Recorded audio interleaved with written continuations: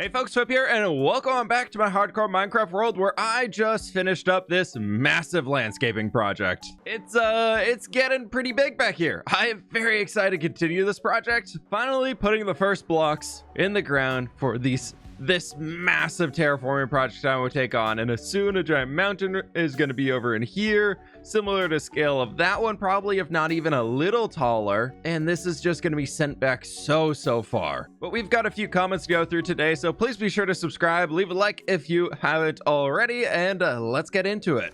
We just got a lot of pages to go through now. First question coming in from Samuel Pollock. Hi fWhip, I've got a little question for ye. How do I pick a building style / theme for a new world? I'm sure an answer to this question would help a lot of people.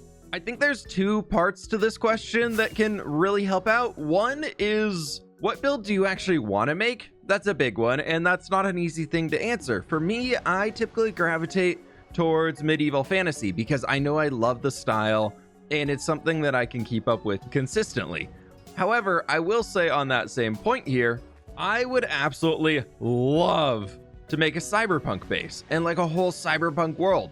I think those are absolutely just so cool, and it would be so cool to just see it all as I'm walking through everything and being able to just see this crazy dystopian cyberpunk world with these massive buildings and blah, blah, blah, blah, blah, and all the details in there. And it would just be so cool. But I also know myself, and I would get really bored making that after probably a month or two. So that's why I kind of come back into this more medieval fantasy world focus, because it's something that I enjoy building a lot. I enjoy the process of making every single one of these buildings, as they're all different, they're all unique and interesting.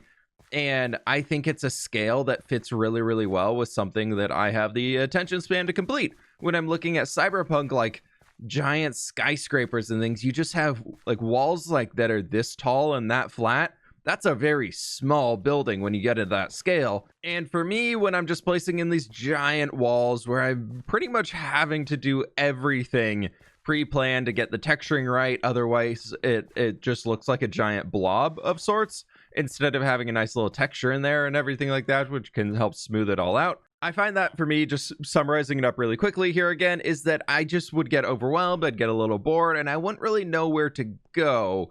Whereas my skill set as a Minecraft builder definitely falls in this realm. It's something I have a lot more experience with, and it's something that I know really well, that I can learn how to break the rules and add some extra fun flair into here that you don't really see in your everyday medieval builds and everything like that, which is why I tend to go a little bit more on the fantasy side of sometimes things just aren't really realistic, I guess is a good way to summarize it. But on to your question here is, how do you pick a world theme to go with?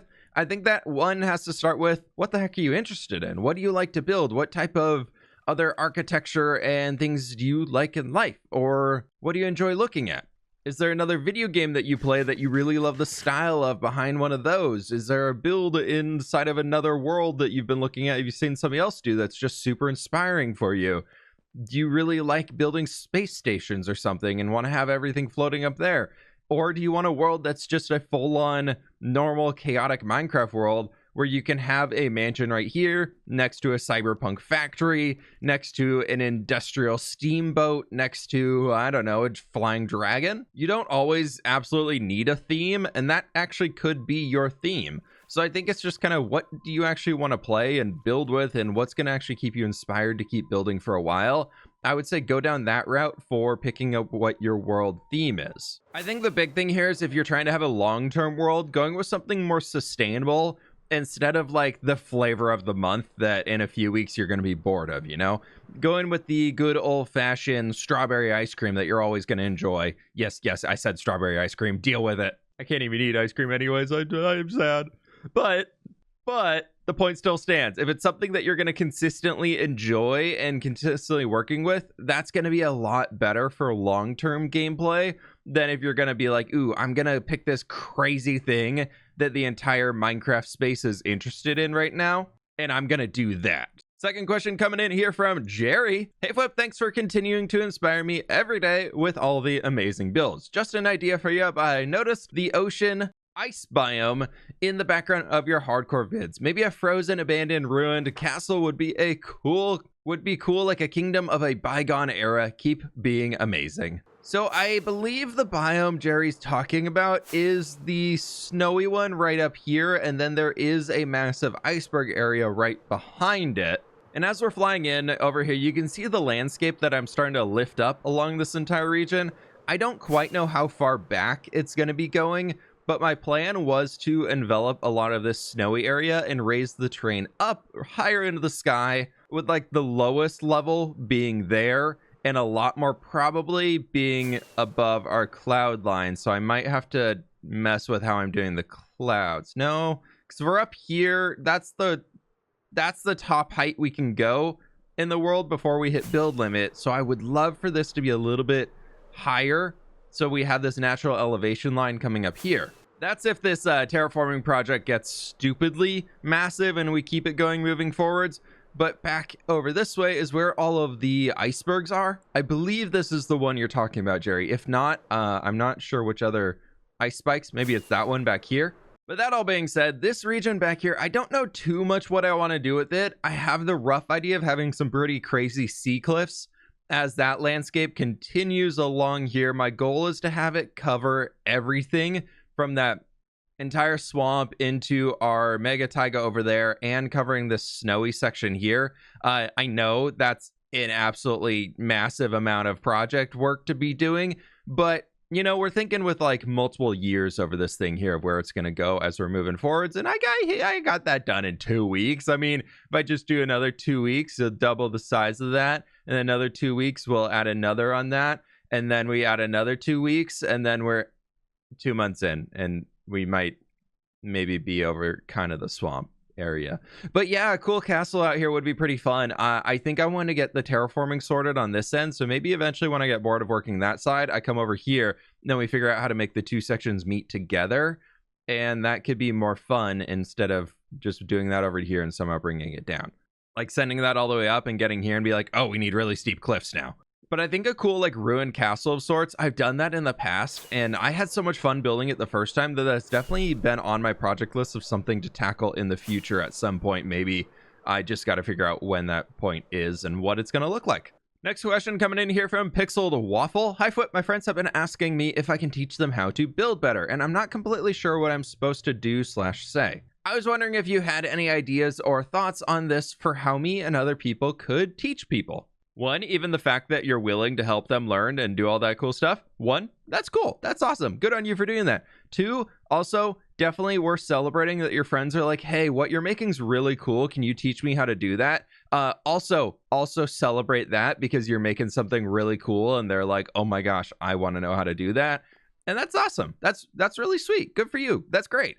I would say teaching people how to build better, I found the best way to do it was by example in game or by looking at their builds with them in game and being like, hey, I get how you're doing that here and I think that's cool, but what if you tried this? And this can only come from the realm if they have already asked you for advice. If they're already like, hey, Waffle, can you help me figure out how to make this house look better? I'm working on the roof over here. I don't really know what to do. That's when you can be like, have you thought about maybe changing the slope up to this? And then don't do it for them, or maybe do like a line and then be like, okay, then now you can fill in the rest of it so that they can kind of get that muscle memory going on of that they have spent the time actually figuring it out. Or say like this, you build the roof from there going to the top, and then you're like, okay, then you copy the rest of it and meet me up here in the center. That way they're still building and they're still actively making the thing that you're looking at and helping them out with. And you're not just kind of holding their hand and walking them forwards. You want to make sure that people are still having the time to experiment and learn.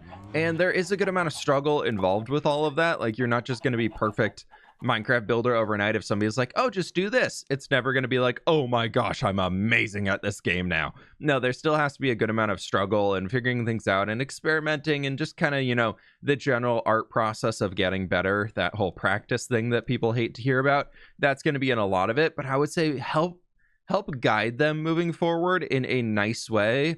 Of if they've asked for help, then suggest some things.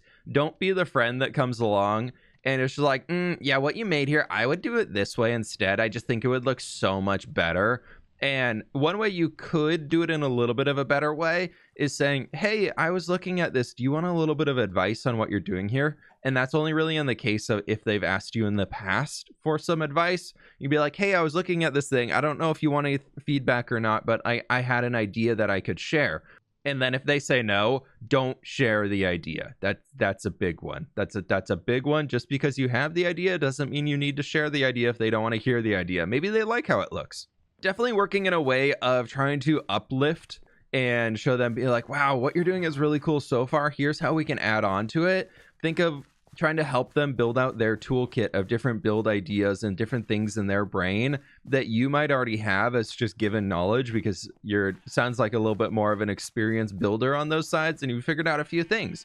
So being able to share that knowledge with them slowly of just a little bit here, a little bit there, not to overwhelm them. Like, you don't need to sit down and be like, all right, here's your book, read through that whole thing and then come back and ask me questions. Like, that's one way you can help and do it, but it kind of feeds off the discussion we were having in the last video of how to help people build better and how to do all that and like how to give advice properly. If you haven't watched the last comment of the day, you could dive into that one and see what we were talking about there. I think it would help out a bunch. But one, be sure to celebrate the fact that your friends are asking you for advice. That's a difficult thing for people to do. And two, celebrate the fact that, one, they're asking you for advice, so they think what you're doing is pretty dang cool. And that's absolutely awesome. And it's definitely something worth celebrating. Last question coming in from King Knight. What big projects do you have in mind for your world after your city? Oh, ho, ho, ho, ho, ho. The question everybody wants to know. My wings are getting a little low, so we can't fly around too much, but I definitely want to expand our custom landscape that we just started. That's probably a pretty obvious one, but I also really want to continue fixing up things about spawn. I would love to change this mountaintop, that mountaintop, that mountaintop, and this mountain here to bring them up a little bit more. I think that could be a really, really cool project, but I guess that kind of ties in with the city.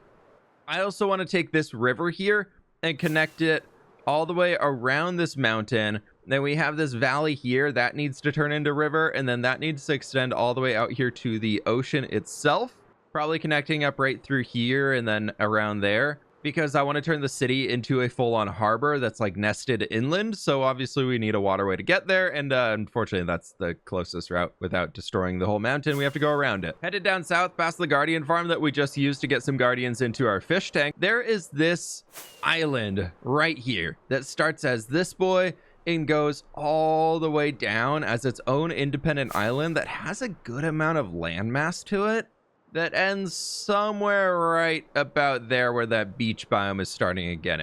It tops off right there. We don't need to fly all the way to the end, but I thought it'd be kind of cool to fully transform this entire island and put a civilization of sorts on top of it. I don't know quite, checking the elytra, we're getting a little low. I don't know quite what that's going to be yet, but I thought it would be fun. The only thing that's holding us back is we did have this small village out here already, so we're kind of locked into much more of that medieval build style, because I don't want to be like in a medieval little fishing village here, then look out and be like, oh my gosh, massive Mediterranean village. It would be cool to have a Mediterranean place nearby, but we can't just smack it right next to this one. We need a little bit of that transition land like we have headed out to New Papyrus versus over here. We need to use the land around us to make sense for transitioning from one civilization to another. They're not just going to butt up against each other right next to their walls and look totally different on the other side of the walls or whatever. So we need to work with that a little bit more. I'm almost so thinking somewhere along here, if I can make it work, it would be cool to add a walkable entrance down into the Dwarven Cave I've always thought about, but we'll see where we get on that one. I've got a whole list of projects that I want to start tackling. I want to get out to the end and work in the end some more. And then I definitely want to spend a little bit more time in the nether and doing some more builds on the top there. So a lot of the projects that we have right now, I would love to keep expanding on. I just need to repair my wings a little bit here before I go out too far. And I need to buy some glass. So we're just going to do this. But yeah, there's a ton of things on the list that I want to do. A lot of terraforming projects right now because I've kind of crowned this as the year of terraforming for this world. And I'm really excited to continue doing more of that stuff. I just actually need to get that terraforming stuff done, and it takes a long time, but I think it's going to be really, really special to make these really cool landscapes and then put our builds on top of them instead of trying to make the build match a vanilla Minecraft landscape. I think it's something that we could do just to make this world extra, extra super special. Right, wings are fixed up, which is amazing, and the rest of these we can just put away again, and now I can get out to an actual experience farm, and all this glass, I'll bring it back to storage with me. But there we go. That's just a little bit of a glimpse into what I'm planning in the future and kind of where things are going. A few ideas that I'm still tossing around in my brain. I haven't really decided fully if I want to move forward on them, but there's a little sneak peek for the fWhiptwo viewers. That is going to do it today, though, my friends. Thank you all so very much for watching. Leave a like down below if you did enjoy. Leave some comments for the next comment of the day episode. And with that, my friends, be sure to subscribe, and I'll catch y'all on the flip side.